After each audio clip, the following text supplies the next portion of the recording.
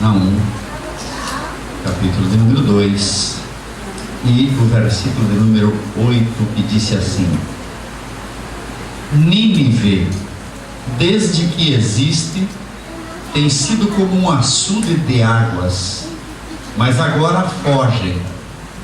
Parai, parai, clama-se, mas ninguém se volta. Fizemos a leitura de um texto falando de uma cidade para quem Deus já havia mandado outros profetas, entre eles o profeta Jonas. Quando eu prego sobre Jonas, eu prego do medo que Jonas tinha de ir a Nínive, porque o pecado da cidade havia tomado dimensões tão grandes que o próprio ser humano, o profeta Jonas, estava amedrontado. Procurou fugir da sua responsabilidade, e Deus trabalhou fazendo-o voltar. E quando Jonas pregou para Nínive, a Bíblia disse que desde o maior até o menor, todos se humilharam, todos se prostraram, vestiram-se de saco, cobriram-se de cinzas, em gesto de prostração, e foram alcançados pela misericórdia do Senhor, e o Senhor preservou-lhes a existência por mais um tempo. No entanto, Nínive volta a pecar. Os pecados de Nínive começaram a crescer novamente. Esses pecados eram pecado de rebeldia, de idolatria, de derramamento de sangue com muita violência, e também envolvimento com o cultismo. Nínive engrossou o seu pecado perante o Senhor. Eu observo que é possível sim traçar um paralelo entre aquela cidade, a nossa cidade. É possível sim traçar um paralelo entre aquelas famílias e as famílias desse século. É possível traçar um perfil entre os casamentos daquela época e os casamentos dessa época. É possível traçar um perfil entre os indivíduos daquela época, dos dias de Nínive, e os indivíduos desse século. E quando a palavra de Deus, aqui no livro de Naum, está dizendo que desde sempre, desde que existe, Nínive tem sido como um açude cheio de água, ele está fazendo referência às cidades que se assemelham a essa condição: um açude, um tanque cavado, um tanque feito, um tanque preparado para guardar águas. Permita-me falar o que significa água fora desse contexto. Água é o produto básico da existência humana. Algumas pesquisas apontam ou afirmam que sem comida o ser humano consegue viver alguns dias. Sem comida alguma, o ser humano consegue viver alguns dias, um determinado tempo. No entanto, sem água, rapidamente o corpo se esvai, se seca e aquela pessoa morre. Mas água também é sinônimo de riquezas, é sinônimo de bens, é sinônimo de fartura. E o texto em apreço faz referência a isso, a tudo que Nínive possuía de coisas boas. Quando você lê o livro de Naum, você percebe que a Nínive era uma cidade rica, uma cidade próspera, uma cultura incrível, poderia-se dizer uma cidade abençoada. No entanto, uma cidade que voltava-se para o pecado, espiritualmente morrendo, espiritualmente indo à falência. E eu traço esse perfil, faço esse paralelo entre aquela cidade e a cidade desses dias, entre aqueles indivíduos e nós nos nossos dias. E percebo que também nós, quando comparados a Nínive nessa ocasião, na boca do homem de Deus, do profeta, quantas vezes somos um açude cheio, transbordando, e por conta dessa quantidade de bens que nós possuímos, não nos apercebemos que estamos correndo riscos de estarmos com fissuras, com rachaduras, com pontos de desmoronamento. Quando está tudo bem na nossa vida, quando todas as coisas estão indo bem, nós não nos apercebemos dos riscos que estamos correndo. Por isso que eu quis começar a reunião, ou pelo menos a parte da ministração, da maneira como começamos hoje, chamando a atenção nossa, voltando-nos para nós mesmos. Como é que estão as coisas que dizem respeito à nossa existência? A nossa cidade é uma cidade bonita, é uma cidade de alto conceito nacional, pelas suas praias, pelas suas belezas. As pessoas gostam de vir tirar férias na nossa cidade, e eu costumo dizer, não tenho culpa que eu moro na cidade onde eles tiram férias. Portanto, uma cidade muito boa de se viver. E por conta desse nosso ir e vir, dentro de tudo que de bom essa cidade tem, não nos apercebemos que existem fissuras, que existem rachaduras, pelas quais se esvaem as riquezas. Estou falando nessa noite de riquezas espirituais. Nós voltamos, vamos ao nosso trabalho, vamos aos nossos negócios, vamos às nossas compras, e vamos à nossa igreja, e voltamos, e parece que está tudo bem. E quando perguntamos às pessoas, como é que você está? Via de regra, sempre a nossa resposta: está tudo bem. Nínive vivia esse processo. Deus está dizendo: Nínive, desde que ela existe, ela é como um açude cheio de água. No entanto, no momento em que Deus dizia isso, as águas estavam se esvaindo, e as pessoas não estavam se apercebendo. As águas estavam vazando, havia um vazamento por onde as riquezas se perdiam. Estamos falando de riquezas espirituais. O pecado rachou Nínive, a transgressão rachou Nínive. Mas deixa eu dizer uma coisa, querido: nem eu, e nem você, e nem as pessoas de Nínive gostamos quando alguém nos diz que estamos pecando. Nós queremos ir e vir, nós queremos fazer o que bem nos parecer, sem que ninguém nos diga que isso é pecado, que isso é transgressão. Nós não acreditamos que o pregador, quando ele está pregando a palavra embasado no texto sagrado, ele esteja pregando a parte de Deus. E nós achamos que de fato é normal não acreditarmos nesse homem. Nos esquecemos que quando Jesus estava aqui na terra, o evangelista João, no capítulo 7, versículo 5, ele vai dizer que nem os irmãos de Jesus acreditavam nele, porque Jesus apontava para o erro que as pessoas cometiam. Quando a palavra de Deus confronta você, quando a palavra de Deus aponta o teu erro, o teu pecado ou o meu pecado, nós ficamos aborrecidos, nós não gostamos.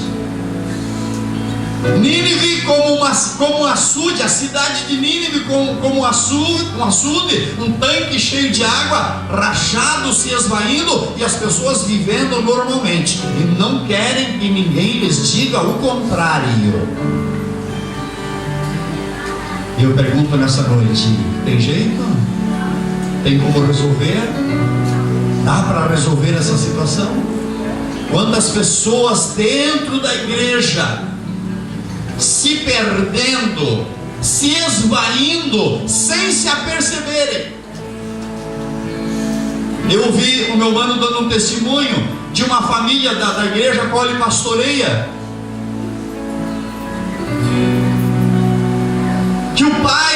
repente achou que não precisava de tanto culto, que não precisava de tanta igreja, que não havia necessidade de tanta frequência. E os filhos viram que esse pai estava relaxado, descuidado. E então esses filhos começaram a ter as mesmas atitudes do pai. Havia uma rachadura na vida espiritual daquele homem, que ontem era um açude cheio, mas que não se apercebeu que se quebrou o seu açude. E agora esse pai não tem mais prazer no culto, e esse pai não tem mais prazer em ser um ofertante, e esse pai não tem mais prazer em ser um dizimista, e esse pai não tem mais prazer em fazer uma leitura bíblica com os seus filhos. Até que de repente um dos filhos chega em casa com outro garoto e diz: pai, quero apresentar para você o meu namorado. Meu pai leva um impacto, o pai leva um susto. Ele diz: você está louco, menino? De onde é que você me tirou isso? Ele diz: pai, não vem com conversa. Rapaz, nós somos crentes e nós tememos a Deus. Nós somos crentes. Você é crente, você teme a Deus. Você vem falar isso para mim? Não vem com conversa, pai. E esse pai então se desespera e procura o pastor da igreja para expor o assunto. E o pastor, que vinha acompanhando a rachadura por onde estavam se vazando os fluidos de bênção que aquele homem havia tido sobre si, vai responder e vai dizer: querido, agora, se Deus não tiver misericórdia, já é tarde. Nínive, uma cidade como um açude. Olhe para você mesmo, aponte para você e diga: e eu, como um açude cheio de coisas de Deus. Faça isso. Eu, como um açude cheio das coisas de Deus. E quantas vezes você não está se apercebendo que a coisa rachou, que alguma coisa promoveu uma trinca, uma fissura, e você não se apercebe que você está se esvaziando de Deus. E quando eu me apercebo, quando eu olho para mim e vejo que há uma trinca, que há um vazamento, eu corro aos pés do Senhor antes que a trinca aumente, e eu digo: papai, me sinto vazando, mas eu sei que para esse vale de osso seco há uma promessa de Deus.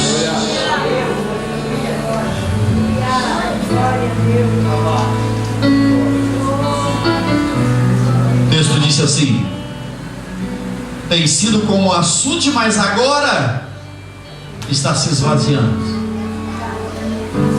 Há um grito. O grito é: parai, parai, para de correr, para de ir e vir, para com essa sua mania de pensar que está tudo bem. E o texto disse: mas ninguém para, ninguém se detém. Hoje o Senhor nos chamou para dizer: para um pouquinho, para um pouquinho e põe na tua cabeça a tua própria mão. Seja um profeta de Deus sobre você nessa noite e diga: eu vou me restaurar, eu vou me recuperar, eu vou me rejuvenescer, eu vou me renovar. O Senhor quer fazer uma coisa linda na nossa vida, mas eu preciso parar. Nínive não queria parar, e o profeta gritou: para, para, mas ninguém dava ouvidos. Sabe por que nós não damos ouvidos? Porque o profeta era um homem igual aos demais homens. Nós queremos que Deus desça do céu, mas Deus não vai descer do céu. Ele enviou os seus profetas para estar conosco e apontar o dedo para nós e dizer: para, porque você está esvaziando, para, porque você está fissurado, para, porque você está com uma trinca, para. Ouça a voz do Senhor nessa noite, antes da Santa Ceia. Que coisa tem rachado você? Que coisa tem trincado a sua vida? a sua canseira física, a sua vontade de ganhar dinheiro? Você acha que os teus excessos de horas extras vão resolver os seus problemas? O salmista, com muita propriedade, ele disse assim: se o Senhor não edificar a tua casa, em vão trabalham os pedreiros. Se o Senhor não guardar a tua cidade, em vão vigia a tua sentinela. Você pode se matar, você pode se arrebentar, mas se o Senhor não estiver na sua mesa, você vai morrer de fome. Por isso que o grito do Espírito é: para! Presta atenção no que o profeta está dizendo. Presta atenção na voz do Senhor nessa noite.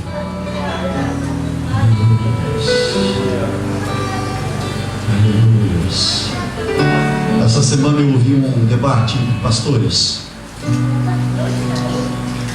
O que fazer se a pessoa que aceitou a Jesus trabalha com um comércio de produtos piratas? E um dos pastores, então, aquele pastor mais light, ele disse assim: você precisa então orientar essa pessoa, porque ele tira o seu pão da pirataria. E quando aquele pastor respondeu isso, eu me lembrei: e as prostitutas tiram o seu pão da onde? Os homossexuais que vivem no corpo tiram o seu pão da onde? Então, se o pão sai dali, você deixa por isso mesmo. Se o Senhor não cuidar de você, se o Senhor não estiver na sua casa, se o Senhor não estiver no seu salário, se o Senhor não estiver na sua saúde, você não está com nada. Você é um açude rachado. Aleluia. Há um temor de Deus dentro do meu coração nessa hora, porque eu não quero que você fique triste, mas eu quero que você entenda que o Senhor está falando comigo e através de mim, falando com você e dizendo: é na hora de você refletir. A tua correria, o teu vai e vem está te levando para o lado errado. O teu vai e vem está te colocando para longe de Deus. O teu ir e vir está te afastando de Deus. E o Senhor chama a tua atenção nessa noite e grita através da minha boca: para, pelo amor de Deus, para! Não aconteça que daqui a pouco me apareça algum pai, alguma mãe aqui desesperado, porque a sua família já se rachou, porque o seu casamento já desfez. Mas eu quero que você ouça a voz do Senhor na noite de hoje. Não, eu vou destruir Nínive, eu vou aniquilar Nínive, por causa do pecado de Nínive. Mas quando você lê o profeta Naum, você vai ver Deus dizendo na boca do profeta: eu zelo por quem eu amo, eu zelo daqueles a quem eu amo. Você sabe por que você está vivo ainda? Você sabe por que você está vivo ainda? Não é porque você é boazinha, não é porque você não tenha defeitos, é porque Deus, Ele zela por quem Ele ama. O senhor sabe que o senhor está vivo ainda? Ah, porque eu sou o cara, eu sou o bonzinho. Não, é porque Deus zela, porque Ele ama. Sabe por que você está aqui ainda? Ah, eu sou bonitinha, sou filho do diácono. Não, é porque Deus zela, porque Ele ama.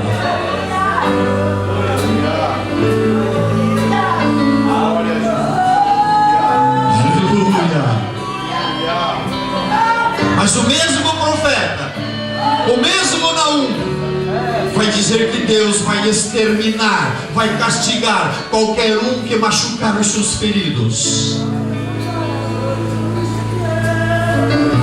O que significa machucar os seus feridos? Preste atenção aqui. Você é responsável por pessoas. Quantas vezes eu disse a uma Rosa: Rosa, eu quero o seu Getúlio aqui, irmã Rosa. Eu quero o seu Getúlio. O Getúlio é o querido da Rosa.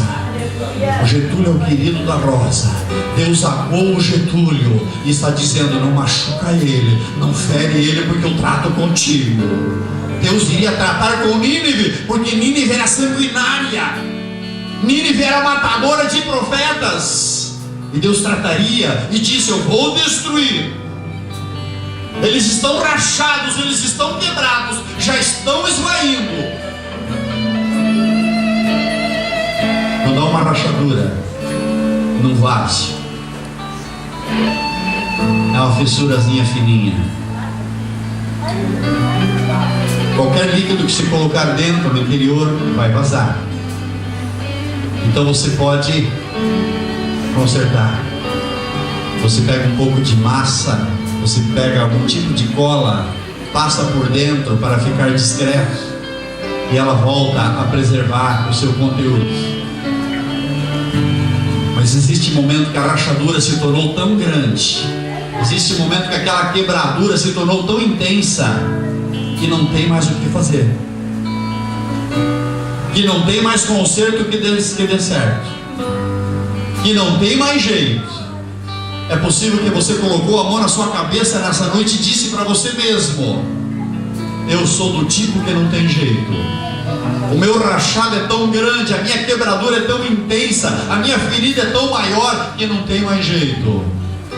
Deus disse para o profeta Jeremias, no capítulo 18: vai lá na casa do oleiro e eu vou te mostrar um negócio. Quando o vaso se quebrou, que não tinha mais jeito, o oleiro pegou, quebrou o resto, amassou de novo e fez um vaso novo, segundo bem pareceu aos seus olhos. Há um restaurar de Deus nessa noite, nesse lugar. Há uma manifestação do Espírito Santo aqui para restaurar a sua vida.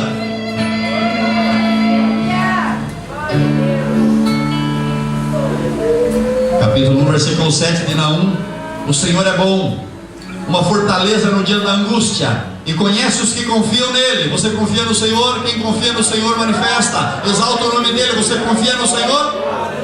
Aleluias.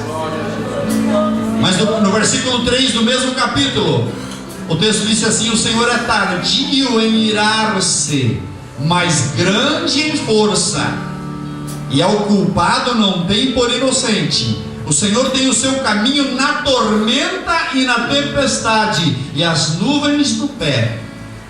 As nuvens são o pó dos seus pés. Sabe quando você procura o seu pastor e diz: pastor, está soprando um vento na minha vida. Presta atenção, se não está o Senhor irado com você. O Senhor é tardio. Pensa na paciência do Senhor. Você vai e vem, você vai e vem, você vai e vem. Você está rachado, você não está vendo que você está se esvaindo, e as graças e as bênçãos estão esvaziando de você, e o Senhor está tendo paciência contigo. O Senhor está aguardando que você se posicione. De repente sopra o vento, uma tempestade, uma tormenta. O que aconteceu? Fala em voz alta comigo: papai, tem misericórdia comigo. O que significa pecado? O que significa o termo pecado? Diga em voz alta: errar o alvo. Errar o alvo. Isso é pecado. Esse é o significado da palavra, do termo, do vocábulo. Errar o alvo. Profeta Jeremias, capítulo 2, versículo 13. Deus diz na boca do profeta: o meu povo. Diga para ele: o meu povo. Diga para o Isaac: o meu povo. Diga para a presbítera ali: o meu povo. Fale isso em voz alta comigo: o meu povo. Deus está dizendo: o meu povo cometeu 2 pecados, 2 maldades. Fizeram contra mim 2 maldades.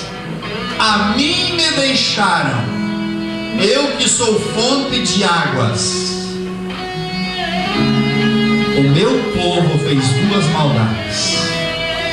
Irmãos, tem pessoas nossas que estão trabalhando hoje.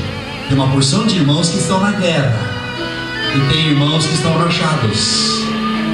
Pastor, mas eles não estão no culto, eles não estão ouvindo. Então depois eles possam ver pelo Facebook, pelo Twitter, ou seja lá por onde for, que eles possam ver o pastor Luciano dizendo: você ficou em casa porque você está rachado, você não foi na casa do Senhor hoje porque você está fazendo uma maldade contra o Senhor, e essa maldade é pecado. Deus está dizendo: você me deixou porque você quis me deixar.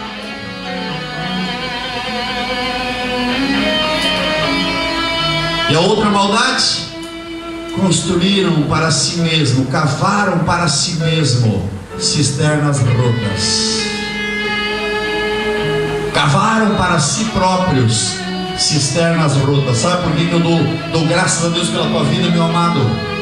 Porque você é do tipo que veio na casa do Senhor e prostrou os teus joelhos nessa noite e orou ao Senhor e clamou ao Senhor e suplicou ao Senhor, e você não cavou uma cisterna roxa. Você não está com trincas na sua vida, porque o Senhor está te dando vitórias na noite de hoje. Exalte!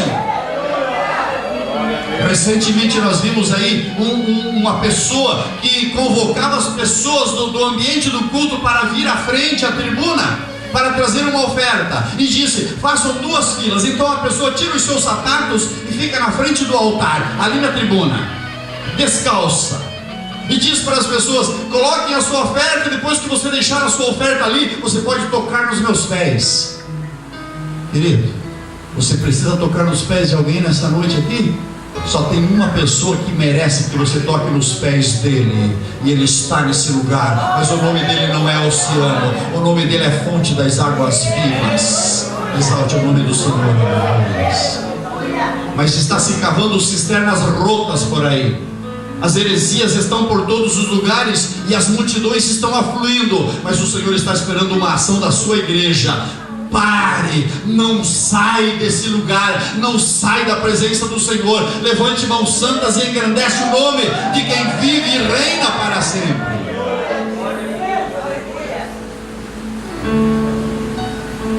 Para que eu possa explicar como se restaurar disso, eu sei que a hora passou, mas tem uma história linda na Bíblia.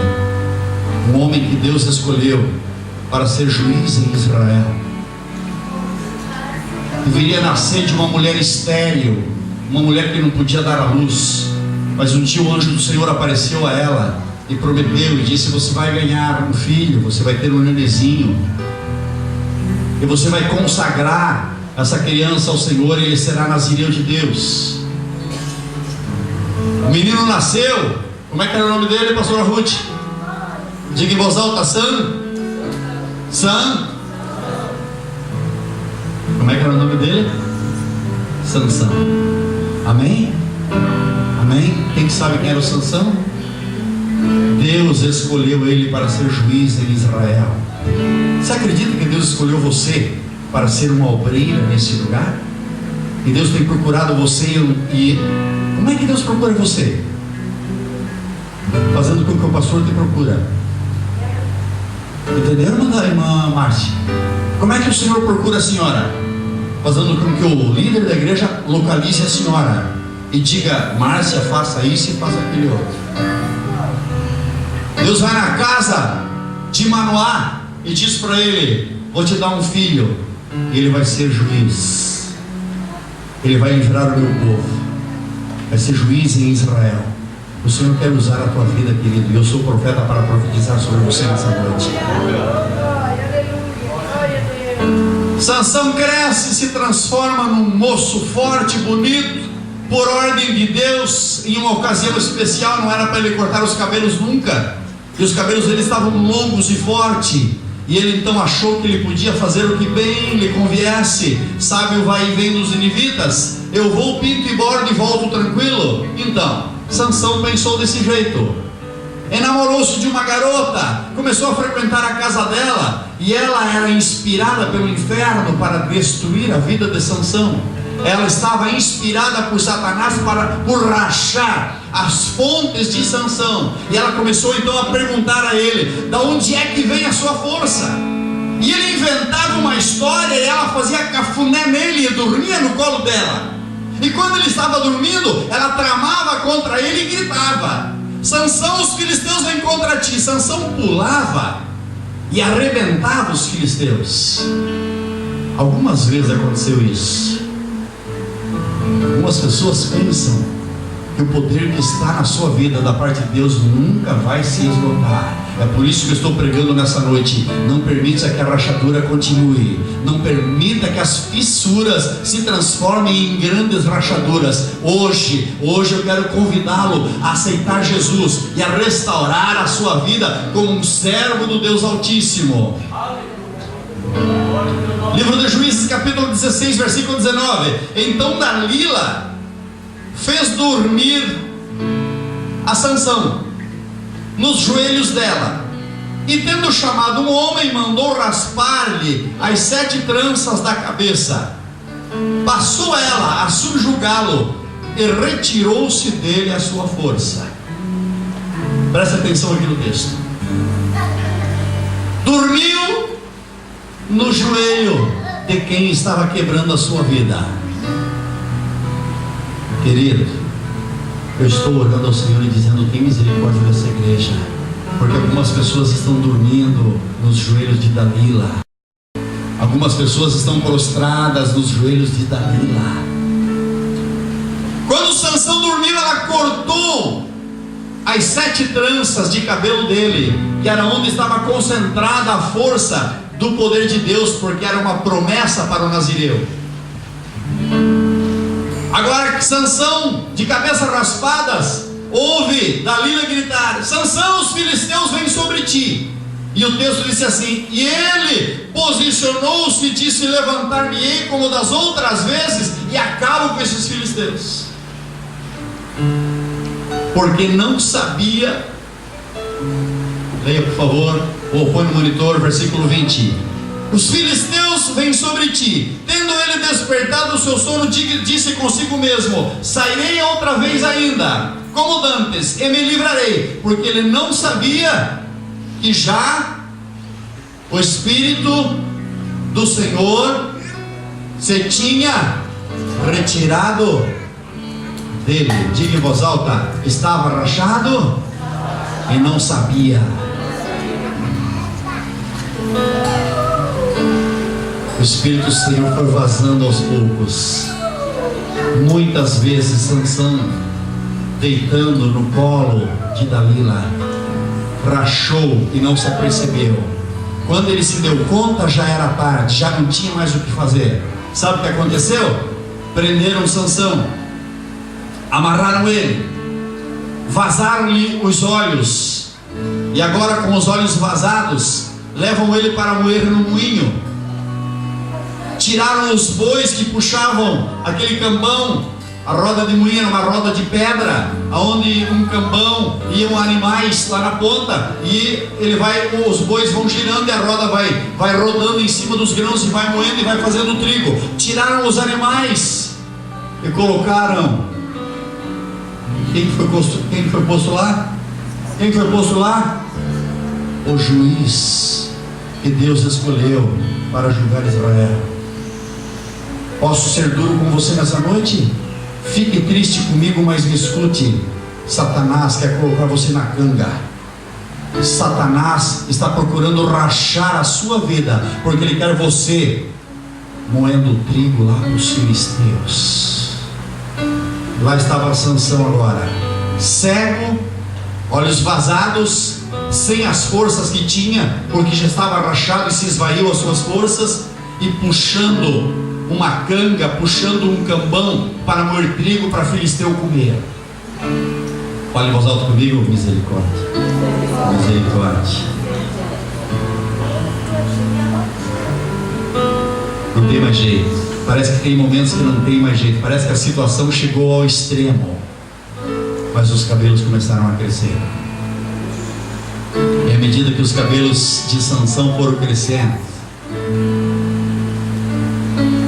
ele começou a perceber que havia a possibilidade de o Senhor recuperar. Ele não ia enxergar mais, ele ia morrer, mas ele percebeu que Deus ainda poderia ter misericórdia dele.